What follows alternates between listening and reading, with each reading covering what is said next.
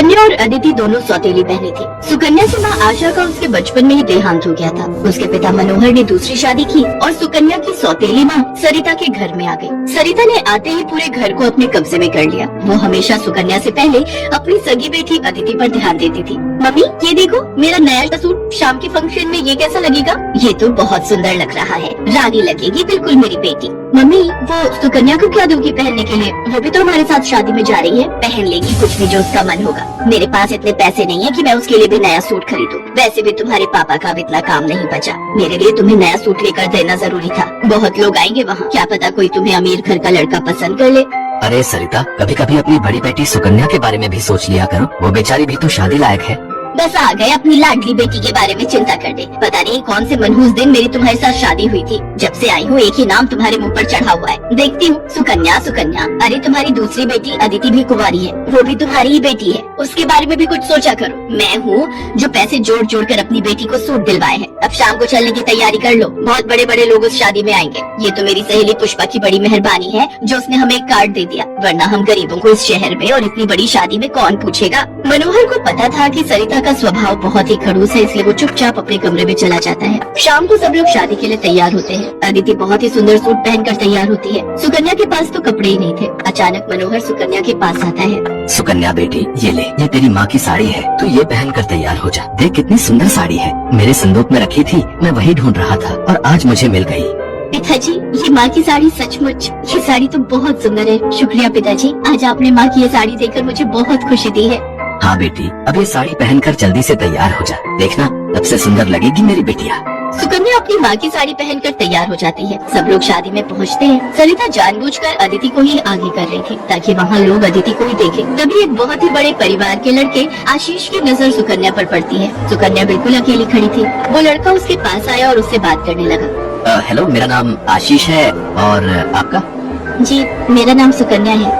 अच्छा नाम है आपका। वैसे आप यहाँ अकेली क्यों खड़ी है? चलिए ना, वहाँ डांस फ्लोर पर सब लोग डांस कर रहे हैं। आशीष को सुकन्या से बात करते देख सरिता आशीष के पास आती है। सुकन्या बेटा, तुम्हारे पापा तुम्हें बुला रहे हैं, इनके साथ अदिति डांस कर लेगी।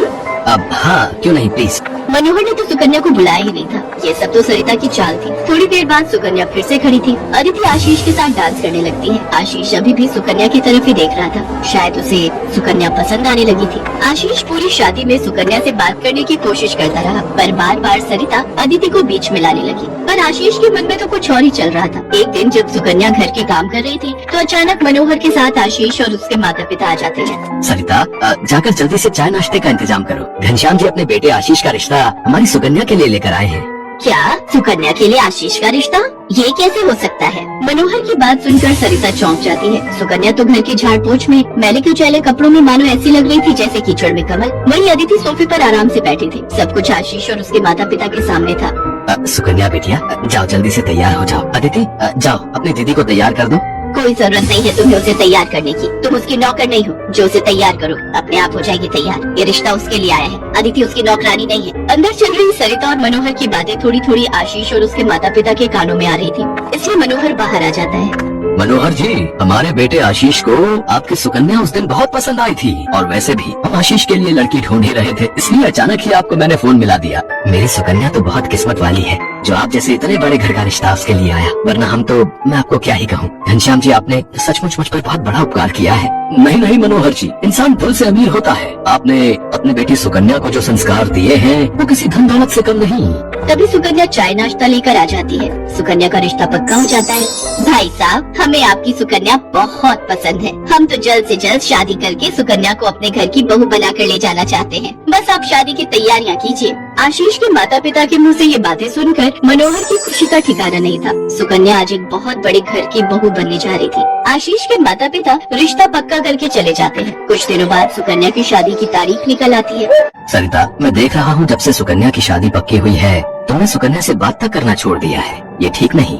तुम अपनी बेटी की शादी करो, मैं इस शादी में कोई हाथ नहीं लगाऊंगी। ये रिश्ता मेरी बेटी के लिए था। मैं चाहती थी आशीष के साथ अपनी बेटी का रिश्ता करना, पर तुम्हारी उस सुकन्या ने सब काम खराब कर दिया। ये तुम गलत कह रही हो सरिता। सुकन्या के लिए आशीष के माता पिता खुद से रिश्ता लेकर आए हैं। तुम्हें तो खुश होना चाहिए। तुम क्यों सौतेलापन सुकन्या के साथ रख रही हो? तुम्हें तो उसकी सगी माँ बनकर उसे विदा करना चाहिए। मैं इसलिए तुम्हें उसकी माँ बनाकर लाया था, वरना क्या? क्या कहो तो मैं अभी ये घर छोड़कर चली जाती हूँ। बोलो। मनोहर की